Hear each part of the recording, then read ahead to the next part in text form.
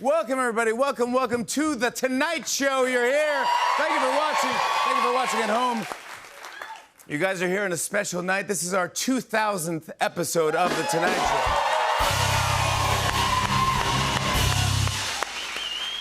So, what did you get me? This was nice, though. I received an email from NBC today that said, congrats on 2,000 shows. You just unlocked a free 1-month subscription to Peacock. Nice. So, I just want to give a big thank you to everyone for watching or for at least falling asleep during Chicago PD and keeping your TV turned on. It counts. It means a lot.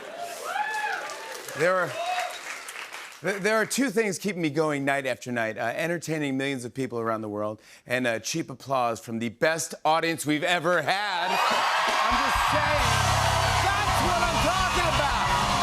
The best ever. But you guys have been with me through so much, like back in 2019 when I tried bangs.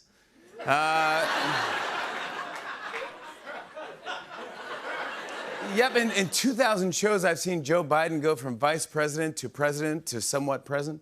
And speaking of, in a new interview, President Biden said that he would only consider dropping out of the race if a doctor told him he had a medical condition.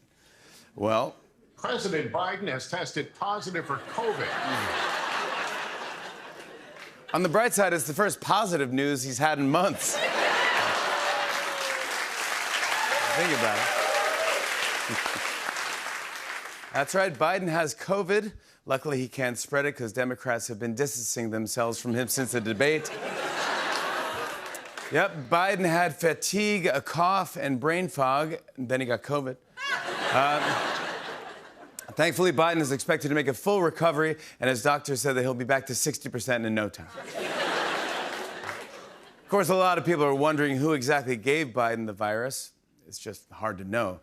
I mean, he sees so many people each day that it's unclear precisely who sidelined the president. You know, I'm not sure it wasn't intentional. Like, it's not like this person went into Baskin-Robbins and had everyone in the store lick one ice cream cone, then gave that cone to Biden. I mean, who would do that? You know, I guess we'll never know who it was. Mystery. Meanwhile, the pressure for Biden to drop out of the race is really ramping up, and some top Democrats think it could happen in the next few days.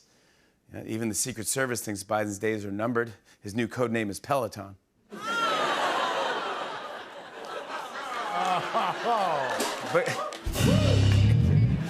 But get this, Senator Bernie Sanders said that he still thinks Biden could win big against Trump. And for the first time in his life, Bernie felt what it's like to be in the 1%. Yeah, Bernie and a few other lawmakers are still in Biden's corner. Check out what they had to say. First, Bernie Sanders said, the president should stay in the race. Personally, I don't think he's too old for the job.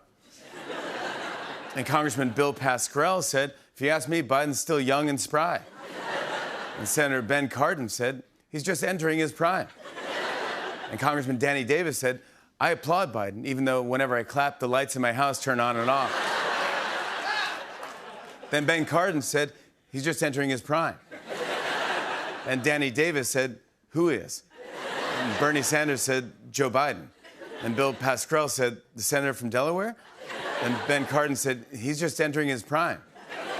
Then Congresswoman Grace Napolitano said, has anyone seen my glasses? I can't find my glasses.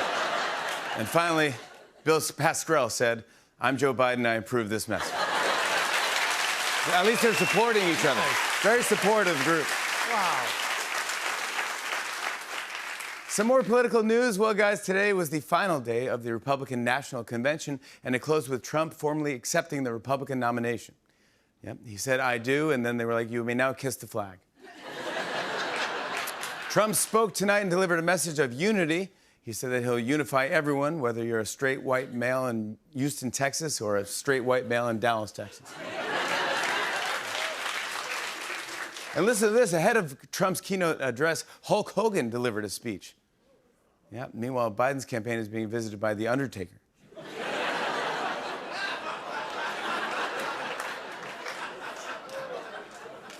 Yep, Hulk Hogan spoke at the RNC. Between Hulk and Trump, there wasn't a drop of spray tan left in the building. Well, get this. According to a new survey, most Americans were unfamiliar with J.D. Vance before Trump picked him as vice president. Yeah, participants of the survey said, I thought J.D. Vance was the member of NSYNC with the goatee. This man said, I thought J.D. Vance was the magician my wife and I saw in Vegas last year. This woman said, I thought J.D. Vance was the oldest sister on Full House. And finally, Mike Pence said, whoever he is, may God have mercy on his soul. J.D. Vance. Well, switching gears, I read that nearly 7,000 pounds of hot dogs shipped to multiple states were recalled due to lack of inspection. I'm even more shocked that hot dogs aren't inspected. Do you guys see this? A dinosaur fossil just sold at auction for a record $45 million. A $45 million fossil, yeah. In related stories, Nicolas Cage is bankrupt. I need that fossil to complete the Jurassic Trinity. And finally, a gamer just broke a world record by playing video games for 75 hours straight. 75 hours of video games, or as most single guys call that, the weekend.